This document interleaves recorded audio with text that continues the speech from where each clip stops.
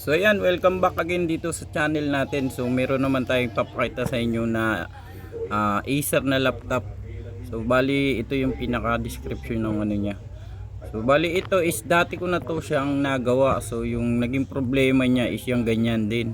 Yung naging problema niya, meron lang siyang ilaw pero wala siyang display. Ayaw lumabas yung display niya. So dito ituturo ko sa inyo yung isa pa sa mga diskarte once na ganyan yung nangyari sa mga laptop nyo. So kahit sabi natin na naka-off siya ng ganyan, no? So yan, nagpa-process pa siya. Papakita natin sa inyo na gumagana siya. So yan, no? So nagpa-process siya pero hindi lang siya makita dahil nga doon sa LCD na wala na yung display niya. So may mga diskarte pa tayo dyan na pwede natin yan ma-repair. And kung bago ka pa lang pala dito ulit sa channel natin, sana wag na wag yung kakalimutan mag-like at mag-subscribe dito. So itutuloy na natin. So gawin nyo, tanggalin yung gilid muna dito. Yan. Tatanggalin nyo lang yan sa gilid. So bali itong laptop na ito is matagal na tong na-repair ko. So bumalik yung kanyang sakit.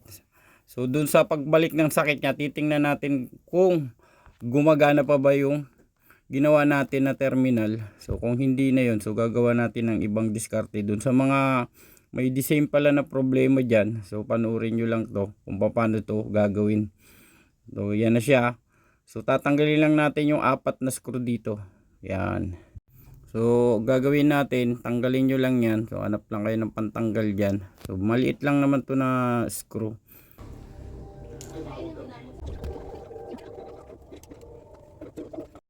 So ngayon ito na siya.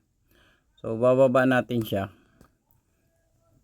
Okay, para bababa nyo lang ganyan. Ngayon naka-ano yan siya, naka-process siya. So bali may display dapat siya. Kaso hindi nga natin siya makita. So ito yung sinasabi ko na na-tape ko na to dati. Yan. So susubukan ulit nating angatin yung terminal. Pag minsan kasi may mga ganitong klase ng problema yung nawala yung display nyo. So angatin nyo tong terminal na to tapos ibalik nyo. Yun lang yung diskarte dyan para bumalik yung display. Minsan kasi nasisiksikan siya ng dumi o naaalog itong terminal na to. So ngayon ibabalik ko rin siya. So titingnan natin kung gagana pa ba yung diskarte na ginagawa ko once na nagkakaroon ng problema yung mga ganitong klase ng LCD sa laptop. So epektibo naman yan, nangyayari talaga yan, bumabalik yan minsan. Pero pag mga katulad niyan, so diyan na ano natin na wala pa rin nangyari.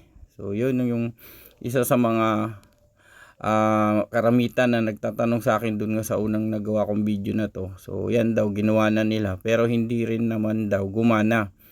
So ito yung pangalawa nung diskarte na gagawin nyo once na ganyan pa rin yung problema niya. So kahit anong ginawa nyo na, tinape nyo na yan, kung ano-ano ng tape ang nilagay nyo. So pinapower ko siya para mag-off siya. So para makita natin. So gusto kasi naka-off siyang yan. So tapos bubuhayin natin ulit siya. So gagawin ko, angatin ko ulit tapos lalagyan ko siya ng tape para makita nyo lang na talagang hindi na gumagana yung ganitong klase ng diskarte. So yan, ibabalik ko siya ulit and then iti-tape ulit natin siya. Titingnan natin kung gagana ba siya.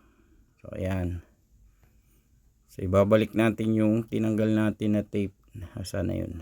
Ito. So ibabalik ko yan ulit. Yan. So yan, nakapatay siya ngayon, naka-power off ito. So bubuhayin natin siya.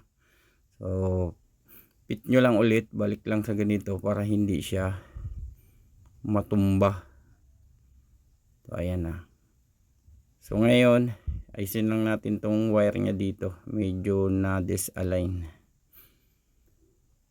So ayan, pwede na muna siguro. So ngayon ipapower na natin para makita nyo na nabuhay na siya. So wala pa rin lumabas yung logo. So wala pa rin tayong display na lumabas. So papakita ko naman sa inyo susunod. Meron akong ilalagay na LCD dito pero sira rin yung LCD. Yung LCD niya is may basag. So para masubukan ko lang, para makita nyo na gumagana talaga yung laptop na to. So ang problema niya talaga itong LCD niya na to na wala nang makita. So ayan siya, nakita nyo. So wala na, kahit dito na tape ko dati na nilagay. So di ba yung terminal tinipan ko ulit dati, ayaw na siyang gumana. So yun ang isang pinaka problema ngayon, bakit ayaw niya nang gumana. So yan, dapat yan meron na yan siyang display na lumabas. So kaso dito hindi niya na makita, hindi na rin gumagana yung inaangat natin sa terminal. So ayaw niya na rin gumana. Pero sa mga ganyan, sabi ko sa inyo, mayroon pang diskarte yan na pwede nyong gawin.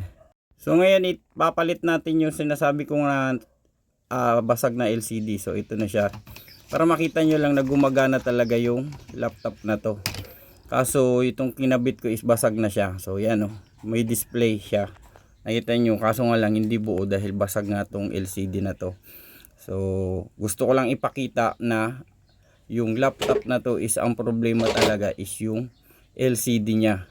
So ayan na yung logo, kaso may basag siya, pero gumagana yung laptop. Yun lang yung pinaka diskarte dyan. So yung tinanggal natin is itong LCD na yan. So i-repair natin yan ngayon. So pag nag-repair kayo nyan, ito lang diskarting gagawin nyo. Ito, maingat nyo lang na tanggalin ito. So ito is yung parang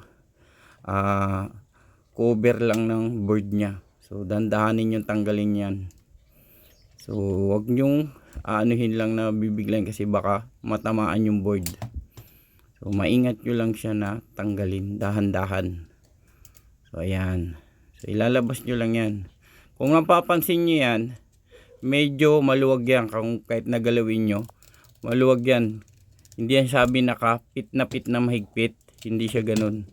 So ayan parang mapapansin mo, yun din isa sa nagiging problema niyan, yung nagagalaw yung ilalim na to sa sobrang tagal na syempre. So ito yung pinaka last na diskarte pag ginawa nyo na yung hindi gumagana yung sa terminal. So kung sinundan nyo na yung may isa pa akong video, so ilalagay ko dito na lang yung link para mapanood nyo rin. So paano ko to dati ni-repair. So ito ngayon hindi na gumagana yung ginawa ko. So ilang taon na rin nakalipas, pero nagamit niya pa naman kahit papano. So ngayon gagawin pa natin ulit ng diskarte para magamit pa ulit lalo ito. Siyempre talagang Pinoy tayo So kaya natin gawin yung imposible. So ayan, sa iba to papalitan na to.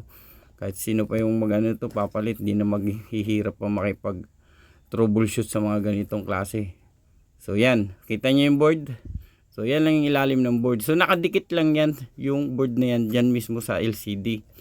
So ang nangyayari dyan, kaya yan nawawala, gumagalaw yan, nagagalaw yung board na yan. Kaya feeling nyo na kala nyo dito sa terminal na yan hindi na siya gumagana. So ang gagawin natin, hihigpitan lang natin to. Yan hinihila ko siya pataas. So paano nyo yung gagawin? Paano yun? Dahil pinutol nyo na. So ito lang yung diskarte doon, iaangat nyo lang ito. Yan hilain nyo paangat, tapos lalagyan nyo yan ng tape. So yan, tanggalin natin to. So iaangat natin ng ganun, medyo mahigpit. So hihigpitan natin siya. So gagamit tayo ng tape. So yan, ito naman yung diskarte. So kailangan lang natin siya mahigpitan, kasi minsan sabi ko kanina nagagalaw yan. So titape natin yung kabila, tapos hilain natin ng pataas. Yun, pag ganun lang siya, yung parang hihigpitan nyo lang yung board na hindi siya nagagalaw-galaw. Yun yung nagiging isa sa problema niyan, kaya nawawala yung LCD niya, yung display mismo ng LCD niya. So yan hilain nyo lang pataas, medyo mahigpit. So maramdaman nyo naman na naghigpit na, hindi na masyadong magalaw na yung board natin. Kaya natin pinunit kanina yung nasa ibabaw, kasi nga pag hinila natin yun, babalik lang, haharang lang siya. Mas maganda kasi yung pag nilagyan natin ng tape, mahihila rin yung cover na yung pataas. So yan, titipan nyo lang pag ganun. So sa kabila naman din naman nyo yan mapapansin So yan medyo matigas na siya. So yan, mapapansin yan sa LCD nyo na medyo maluwag. So yan, babalik natin dito. So bali apat, okay na ako dito. Medyo mahigpit na rin naman to So ayan na siya. So huwag nyo lang lalagyan ng kunting pressure o kunting puwersa. So ayan tinape ko na rin pati yung dating terminal. So ayan siya. So para talagang sigurado. So ibinalik ko na lang siya ng ganun. So pwede naman sa inyo para mas matibay. So tipan nyo tarti dito para talagang sigurado kayo na hindi na siya gagalaw. So titistingin natin ngayon para makita nyo lang yung ginawa natin. So simpleng simple lang, wala naman kayong ibang ginawa na trouble o nag ano kayo dun sa board. So wala, ganun lang ang ginawa nyo. Ayun, kita nyo, bumalik yung LCD display natin. Ayan na yung pinaka logo nya. So yun lang yung napakasimpleng ginagawa dyan once na ayaw nang gumana yung tipping sa terminal. So ito naman yung board yung lalagay nyo. So ayan, so ito na yung display nya ngayon. So bumalik yung LCD dati na hindi na natin akalain na maayos pa, pero yan bumalik ulit siya. So hintayin natin yung pinaka ano niya. So lalabas naman yan dyan. So ayan, so meron siyang password, so hindi natin na ito ma-open. So pero napagana naman natin tong kanyang LCD. So yan yung mga tape na sumobra. Sabi ko nga pag nilagyan nyo rin yan ng cover, hindi rin siya makikita. So ayan, pag kinabit nyo to, so make sure nyo lang wag lalampas. So ayan, hindi siya lumampas dito. So ayan, sana meron kayo natutunan dito sa ginawa natin, at sana wag nyo kakalimutan mag-like at mag-subscribe dito. So hanggang dito na lang, stay safe and goodbye.